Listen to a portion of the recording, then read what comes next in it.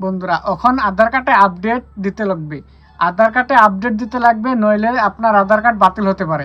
কিন্তু আপনার আধার কার্ডে আপডেট না আসলেও আপনি আধার কার্ডে আপডেট দিচ্ছেন। তো এমনও বহুত মানুষ আছে আপডেট আসে নাই কিন্তু তথাপিও আপডেট দিয়ে যাচ্ছে। তো আমি কইতে চাচ্ছি যে আপনার যেটা মোবাইল নাম্বার আছে সেই মোবাইল নাম্বার ঠিক আছে কি না। যদি আপনার সেই মোবাইল নাম্বার ঠিক আছে তাহলে আপনি আধার কার্ড আপডেট দিতে পারবেন। তো এখন কথা হলো যে আপনার আপডেট আছে কি আছে না সেটা আপনি কেমনে চেক করবেন। তো আপনার মোবাইল থাকলে আপনি মোবাইলে দিয়ে আপনি চেক করতে পারবেন। তো এটা বহুত মানুষে আপডেট আসে নাই তথাপিও আপডেট মারছে, যার আপডেট আসছে তার হেও আপডেট মারছে, সবই আপডেট মারছে। তো কিভাবে আপনার মোবাইলে আপডেট আছে কি আছে না সেটা কেমনে চেক করবেন সেটা প্রসেস দেখে নিন।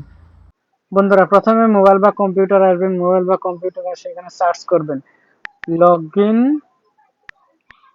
লগইন মাই আধার, লগইন মাই আধার সার্চ করবেন। লগইন মাই আধার সার্চ করার সাথে সাথে ফার্স্টে দেখুন লগইন মাই আধার ইউআইডিএআই, এখানে ক্লিক করে দেবেন। এখানে ক্লিক করার লগে লগে আপনার যেটা লগইন করতে হবে আপনার আধার কার্ড। তো লগইন করার আগে আপনি তল মেনু আসবেন, তলে স্ক্রল ডাউন করে দেখবেন আপনি এখানে দেখবেন চেক আধার ভ্যালিডিটি, চেক আধার ভ্যালিডিটি এখানে ক্লিক করে দেবেন। এখানে ক্লিক করার লগে লগে আপনার এখানে আধার কার্ড নম্বর মারবেন, এখানে ক্যাপচার কোড মারবেন, মেরে প্রসেড মারবেন। তো আমি মারছি আমারটা।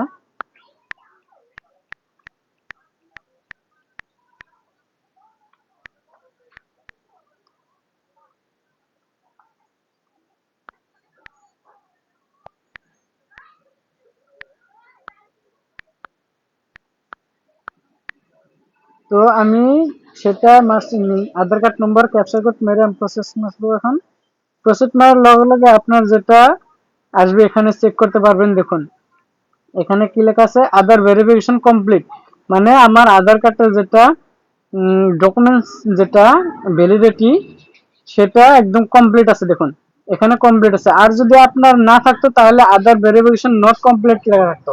তো নট কমপ্লিট লেখা থাকলে আপনি সেটা আপডেট মারতে হবে।